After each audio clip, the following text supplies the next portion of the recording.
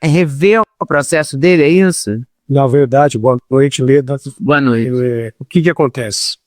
Nós ajuizamos uma ação de produção de provas na Justiça em Fortaleza para preparar uma revisão criminal. Agora? Agora já ajuizamos. E a Justiça está negando a produção de provas. Isso é uma aberração jurídica. Por quê? Que o Marco não falou. A Maria da Penha toma um tiro de calibre 20. Ele toma um tiro do revólver dele.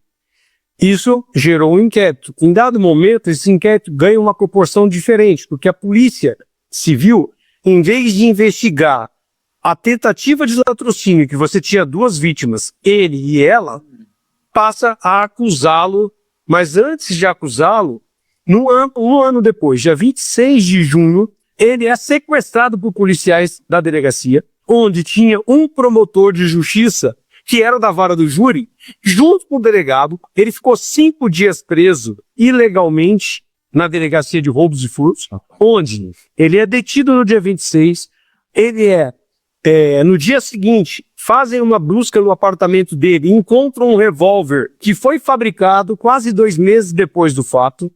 Esse revólver com nota fiscal, com autorização da Justiça de Porte e mais. Tinha também o rifle de pressão estava no apartamento. Esses 2 primeiros dias que ele ficou detido, esse promotor chamado Aldeir estava lá. Esse promotor, que era da vara do júri, 9 dias depois, um novo secretário de Segurança Pública nomeia ele como promotor para acompanhar o caso. Ele é interrogado, o delegado diz, no dia 28, ele é detido no dia 26, no dia 27 vão na casa dele, no dia 28 o delegado diz, ele comparece espontaneamente aqui na delegacia, e até então ele estava como vítima. E ele é interrogado com tentativa de homicídio da esposa dele. E esse depoimento já seria nulo, só por ele estar preso legalmente, sem advogado, sem nada. No dia seguinte, pegam os depoimentos das empregadas que foram ouvidas em janeiro de 84, assim como uma em janeiro e outra em fevereiro, e a Maria da Penha foi ouvida apenas em janeiro até então, certo? Meses depois, então, do fato. Olha só, o fato aconteceu dia 29 de maio de 83, certo? Dia 29 de maio. Eu vi em 84. Só que olha só, por que você vai ver que tem muita fala? No dia 6, quando ele vai fazer o exame de corpo de delito, que ele saiu, ficou na casa da mãe da Maria da Penha, no dia 6 ele vai fazer exame de corpo de delito. Nesse exame de corpo de delito, ele mostra todas as lesões na mão, tem um laudo que é dado para ele, só que esse laudo não está no processo. Eu tenho um furo para dar para você aqui. E por que não está no processo? Porque o advogado comeu mostra? E alguém sumiu com o laudo da capanga? Se eu te falar, era absurdo o que a defesa fez com ele. Porque, olha só, lembra que em junho de 84, ele ficou 5 dias preso? No dia 28 ele foi ouvido. No dia 29, de manhã, apareceu o advogado que depois atuou no processo até o primeiro julgamento dele, antes do segundo. Este advogado falou assim pra ele, tudo bem, se apresentou e falou, você tá preso aqui, mas você vai ser solto, tá? Amanhã você vai ser solto. E vai embora. Logo que ele vai embora, chamam as 2 empregadas e fazem uma cariação, porque ele é uma pessoa literal, é um estrangeiro, e perguntam para ele, ela foi atingida por uma espingarda calibre 20, por quê? Toda a perícia que foi feita logo no dia depois do fato, os peritos estiveram na casa, comprovaram que tiveram escalada pelo muro, que a casa dele é o seguinte, do terreno, se olhando de frente para a casa, da rua, do lado direito tinha um terreno baldio. Os bandidos usaram para escalar, colocaram pedras, escalaram o muro, colocaram ali, porque tinha arame, cerca de arame, colocaram papelões, subiram, inclusive a própria empregada fala isso, que tinha papelões. Um deve ter subido, que dava acesso ao telhado, outros 2 pularam para dentro da casa. Houve prova pericial de que arrombaram o carro, arrombaram a porta da casa de fora para dentro, pegaram o macaco do carro, abriram uma das pérgolas do lado do jardim de inverno que você tinha, o escritório dele ficava do lado esquerdo da casa, na garagem. Você pega a garagem do lado direito, a porta de entrada e o escritório. Tudo isso está periciado. Tinha objetos da casa já dentro do carro, de um dos carros, arrombaram o cadeado para fugir depois, tinha vários objetos derrubados dentro da casa, levaram o dinheiro que ele tinha feito uma palestra que ele ganhou 375 mil em uma semana, numa palestra que ele havia feito. Esse dinheiro estava no escritório, arrombaram a escrivaninha e levaram esse dinheiro. E mas como é que tudo isso vira violência contra a mulher e vira a Lei Maria da Penha? Porque exatamente, ó, olha só, Leda, a Maria da Penha, no dia 1º de novembro, ele falou que ela entrou com uma ação de separação de corpos. De como? Sabe aonde ela foi procurar o advogado? Um promotor de justiça chamado Gilberto Dias, que naquela época podia ter um escritório de advocacia, que era da Vara do Júri, titular da Vara do Júri de Fortaleza. Ela tinha muita influência em Fortaleza. Ele tinha um padrão bom, a família dela era uma família conhecida. Ela vai procurar um escritório de advocacia, que o promotor era o dono do escritório de advocacia. E esse promotor, o Gilberto Dias, foi o que fez o primeiro júri contra ele, pediu a prisão dele várias vezes durante o processo, e ainda fez um júri colocando a Maria da Penha do lado dele no primeiro julgamento. Esse julgamento foi anulado, depois, por outro motivo. Mas olha só o absurdo. Um promotor de justiça nunca poderia, nesse caso, Sim, mas... já seria absurdo. Mas olha só, no ano seguinte, tinha um outro promotor do júri e ele ficou preso 5 dias. Esses fatos que ele está falando não estão no processo. Só que, recentemente, em 2 ou 3 entrevistas que eu assisti, a dona Maria da Penha confirma que ele estava preso, ficou preso 5 dias. Ou seja, tudo que ele fala nos livros dele, ele escreveu 27 livros contando essas histórias. 27. Tá bom, Leda? E vou dizer, 2 deles presos. Tentaram matá-lo lá dentro para poder pegar esses livros dele. Este é o primeiro. Era uma menorzinho. A verdade não contada. No caso, Maria da Penha. Bem, e esse é o último que ele escreveu agora. A injustiça, o preço da injustiça. Então, o que acontece, Leda? Enquanto acontece esse tipo de situação, é lógico, ele estava totalmente... E mais, hein? No segundo dia que o promotor estava lá, ele apanha na frente do promotor. E naquela época, o promotor tinha obrigação, eu peguei o estatuto, a lei da época, que regia o Ministério Público do Ceará, que foi de 1982, ou seja, um ano antes. O Ministério Público, o promotor, vendo que ele estava preso ilegal, tinha a obrigação de impetrar um habeas corpus para ele. Não fez. O advogado que foi lá no dia 29, também não existe nenhuma informação. É uma sucessão de erros, não é?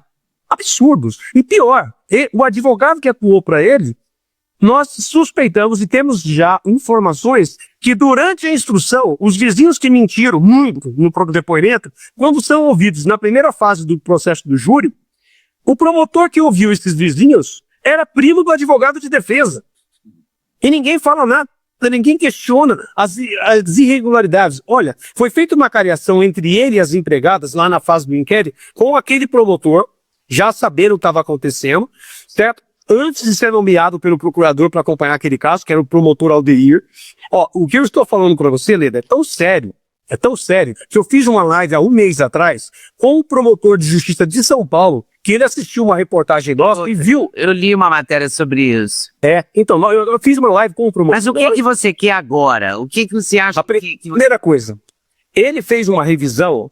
Revisão criminal é um recurso na área criminal que você, mesmo depois de condenado, se provar, tiver elementos que você prove, que provas novas, ou uma perícia, você pode rever esta prova em juízo em primeiro grau primeiro, onde aconteceu o fato, para levar ao contraditório, levar ao Ministério Público. Então, eu sou obrigado, eu tenho indícios hoje comprovados que pode ter havido várias fraudes com relação à perícia, inclusive do lado do exame de corpo de delito dele.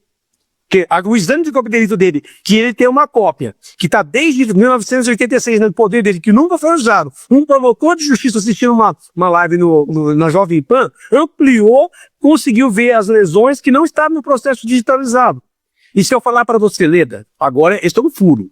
O processo digitalizado, ele teria que ser, como criou-se a lei por causa da pressão internacional, a Lei de Proteção da Mulher, que é a Lei 11.340, que depois batizaram Maria da Penha, o tribunal mandou preservar a íntegra do processo físico no arquivo. Mas antes mandou digitalizar. Então, o tribunal mandou digitalizar e foi digitalizado a íntegra. Deveria ser a íntegra.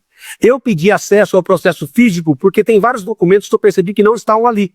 Não estavam ali. Só que... Digitalizaram mais ou menos. Não, digitar mais ou menos não. O processo, ele tem uma ordem cronológica, dia a dia. os procedimentos que são feitos.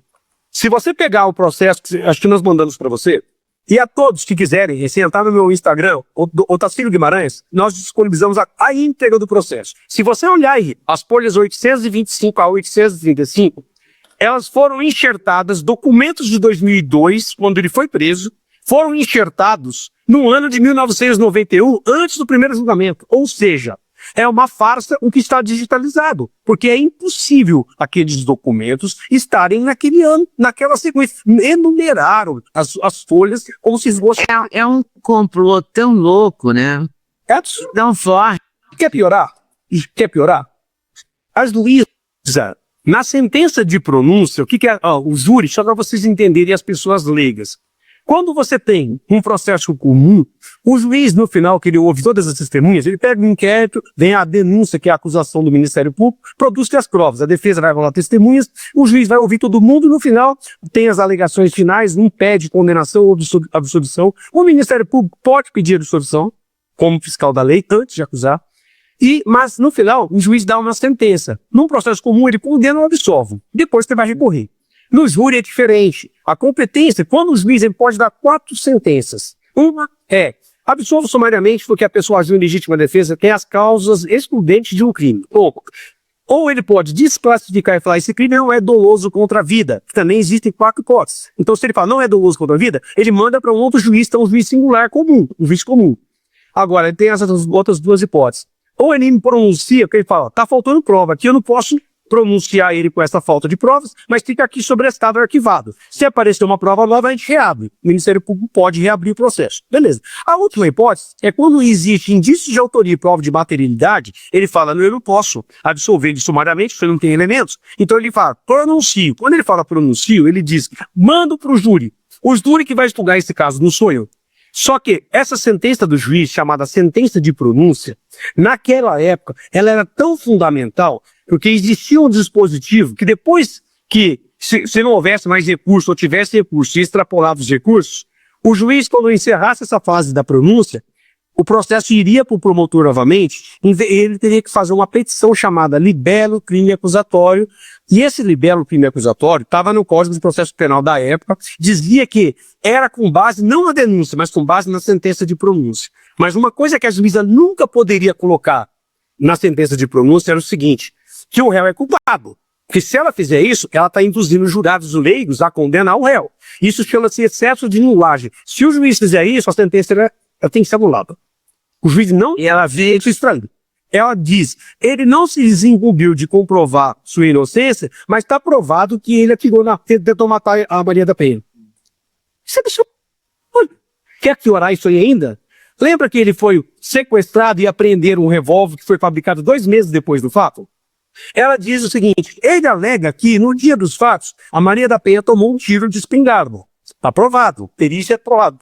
Acredita-se que é o calibre 20 porque os peritos acharam um cartucho no terreno baldio, aonde escalaram. Devem ter perdido ali. E ele tomou um tiro do revólver dele que foi levado embora, foi roubado. Então, agora, eu lhe pergunto, esta arma que foi apreendida 1 ano depois, que foi fabricada a Taurus, está em documentos no processo, a Taurus fabricou o revólver 2 meses depois, praticamente. E ele comprou a arma de uma loja. A juíza diz, além dele dizer, esse álibi que ele tenta dizer que a arma dele foi levada, é porque como ele não falou que comprou outra arma, essa arma, na verdade, é a arma que foi apreendida no apartamento dele 1 ano depois. Olha que loucura. Tá no processo. Tudo isso que eu tô falando. Você tem de reverter? Se for pela justiça, todas. Porque nós, o ano passado eu estive... Você sabia que a Maria da Penha e as filhas, através do Instituto Maria da Penha, entrou o ano passado com uma medida protetiva na lei Maria da Penha contra ele e o juiz deferiu uma medida liminar protetiva contra ele, sem ele nunca mais ter voltado a Fortaleza, porque eu, advogado, fui fazer diligências lá em Fortaleza em maio do ano passado, no IML, para pedir a cópia do exame de corpo de delito, que é o verdadeiro, que ele tinha as lesões na mão. Eu entrei em contato, negaram acesso para mim. Eu fui no fórum, pedi para o juiz a cópia do processo físico, porque eu vi que está faltando um monte de documentos. Eu sou ex-policial, sou advogado criminalista há 23 anos.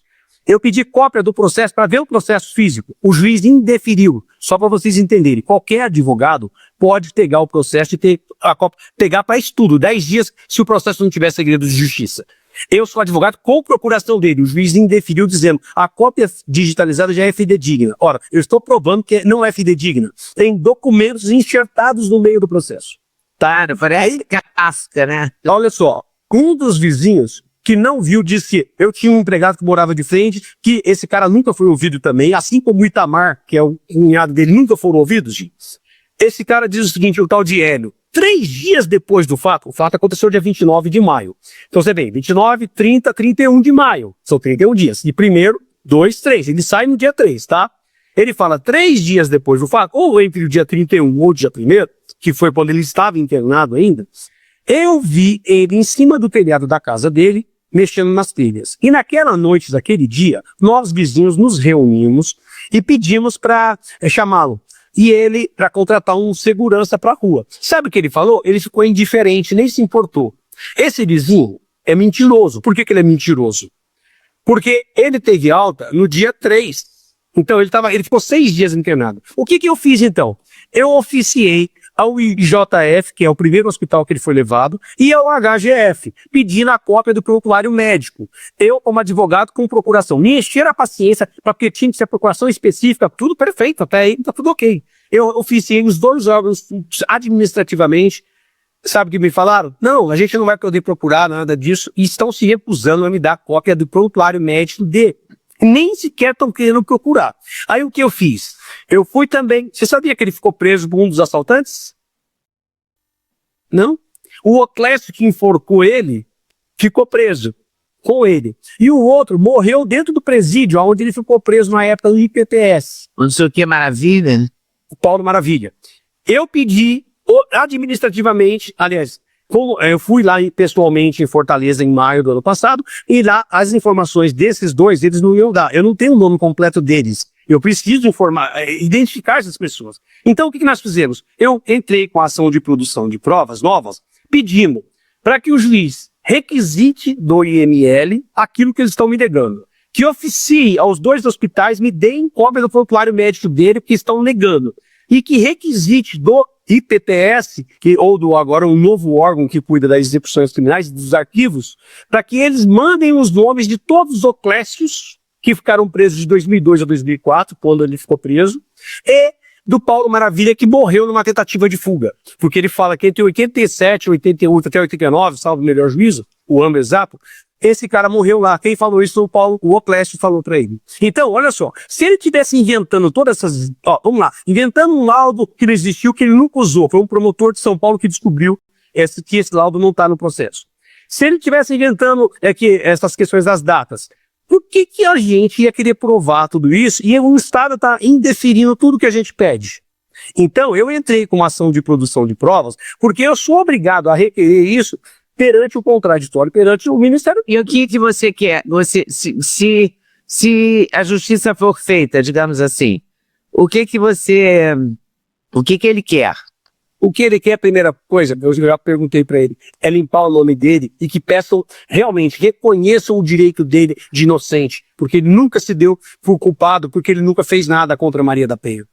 E quer piorar ainda toda essa situação? A Maria da Penha, ela era além desse camarada, os vizinhos, teve 2 vizinhos, um da casa do fundo e o Oswaldo, que era o que morava depois do terreno baldio. Esses caras nunca foram acariados. O que significa isso? Fizeram uma acariação entre ele e as 2 empregadas com relação ao rifle, porque ele falava, não, eu não tenho espingarda, só que mostraram, era uma espingarda calibre 20. E elas viam um cano comprido, então aí ele tinha uma espingarda canudo, só que falavam pra ele assim, você tem espingarda? Ele, espingarda não tem, porque pra ele era arma de fogo. Se eu falar pra você, ele apresentou o rifle de pressão que ele tinha, 4mm, na justiça, antes do júri, e mandaram para a perícia. Um rifle, 4mm. A perícia devolve. Estou devolvendo 2 laudos referente a uma espingarda calibre 20. Olha que loucura.